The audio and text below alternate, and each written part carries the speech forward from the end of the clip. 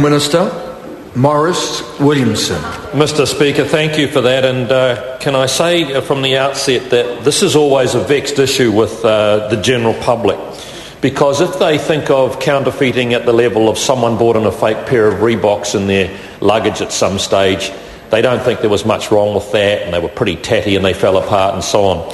But sir, what I think is really important for the public to realise is that the trade in counterfeit and pirates goods is not only increasing in volume to very huge levels, but becoming very much more sophisticated and also posing huge threats to public safety.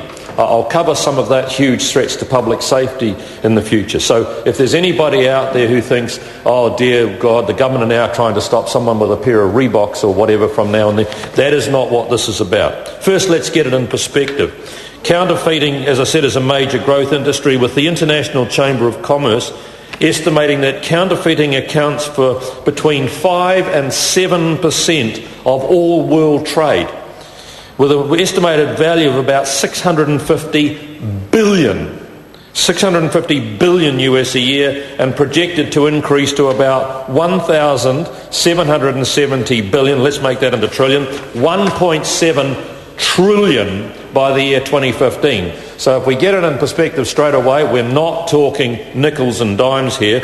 We're talking about very, very large sums of money. Those estimated costs, by the way, don't attempt to include the losses to any of the businesses that developed the intellectual property or associated with the counterfeiting or the piracy. So the Chamber also estimates as approximately 2.5 million jobs have been destroyed by counterfeiting and piracy. So for those of us who are worried about employment around the world, that also is a matter that I think is important. So counterfeiting and piracy are insidious activities. Well, as I said before, for the trivial end of it, for the one-off, or for someone who happens to get a fake whatever, or a fake Rolex or whatever, well, most of New Zealanders say, oh, it didn't really matter and so on. But I can tell you it's not a victimless crime. And quite recently, there's been a very, very big move. There's been a very big shift away from what we used to see as the luxury items, you know, the fake Rolexes or the fake Gucci sunglasses or whatever. And now there's a move towards a big industry of counterfeited medicines, counterfeited food products, electrical goods, toys, automotive, and even aeroplane and helicopter parts, sir. And I say to everyone out there listening, be very, very thankful that there is such a rules coming into place, because it would be quite easy for someone to put a very third grade, very low level of safety piece of gyro equipment into your helicopter and saying it was a genuine whatever the Maserati equivalent of helicopter product is, and everyone thinks they bought it and they paid it, and it turns out it was a complete counterfeit. A couple of hours in the air it just snaps, gives up, and you could have quite a loss of life. So sir, not just in the medicines, we all know that fake medicines cause major mayhem. I think the one that brought a bit of a smile to my face, but also sort of was a bit shocking, a year or two ago I saw in the news, sir, that some counterfeit Viagra had been intercepted, and it was made mainly from bird droppings.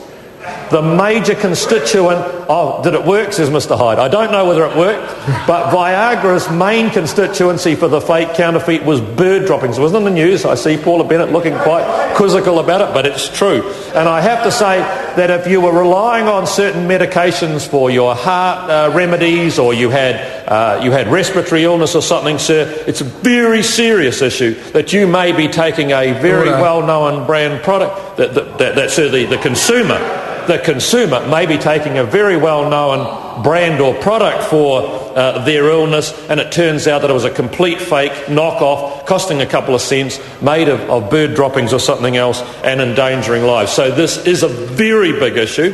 It isn't something that we should just put to one side and say, oh, it doesn't do any harm.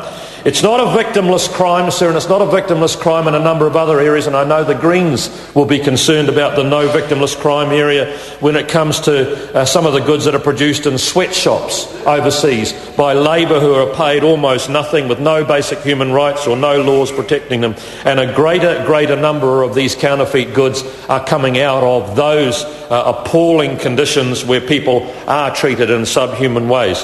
So I'm delighted that we've got to a third reading and bringing in to law this Trademarks Protection Bill. I know it's coming in specifically with regards to the Rugby World Cup and making sure there are no counterfeits with regards to some of the product there. But overall, sir, even in one of my other portfolios, in the building and construction portfolio, we've actually had a couple of alerts along the way of fake electrical goods, fake electrical transformers and so on, which looked like they're the real thing, which you can buy quite cheaply, you can put in your house, and who knows, 3 or 4 months later could end up bursting into flames, burning your house down, and because you thought it was the Rolls Royce of electrical equipment and so on, it turned out to be a complete fake. And I've already covered what I think when it comes to regards to things like motor car parts and helicopter parts.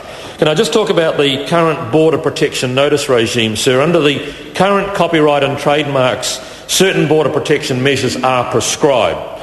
Copyright and trademark owners lodge a border protection notice with Customs. The notice regime is designed to facilitate copyright and trademarks owners taking civil action against the importers of counterfeit goods. Under the notice regime, Customs detains suspected items and formally determines whether suspected infringing goods appear to be subject to a notice. And then the goods are then detained for a period of 10 working days pending civil action by the rights holder against the importers of those goods. Importers are informed of the detention of their shipment and have the option of voluntarily forfeiting the suspected shipment to the Crown. Current estimates show that about 85% of detained shipments are concluded by the importer using the voluntary forfeiture mechanism. Under the current law, in the absence of voluntary forfeiture by the importer or any legal action taken by the right holder, Customs must release the detained goods to the importer. Other import only enough stock at one time to run an online auction site or make stall. I think that's an interesting thing too. If you're bringing in small parcels of these counterfeits, people rely on the fact that Customs will only pick up one in every so many, and therefore it's actually worth the risk. If you're bringing in one parcel every 3 or 4 days, if 1 in every 5 do get intercepted and you forfeit it, the fact is that you're making such good margins on counterfeit property, you're worthwhile letting it go. So, sir, this bill will actually bring up to date to modern laws our protection of those legitimate products that have been made by legitimate companies who put their money into research and development, who put a lot of work into developing a product. The idea that now you've developed something of real value, that it should be now free domain or actually able to be copyright breached and so on is, I think, an anathema to a country like New Zealand, where we want to protect especially a lot of the patents and the properties that we develop. And this, sir, is the third reading for which I support fully. I call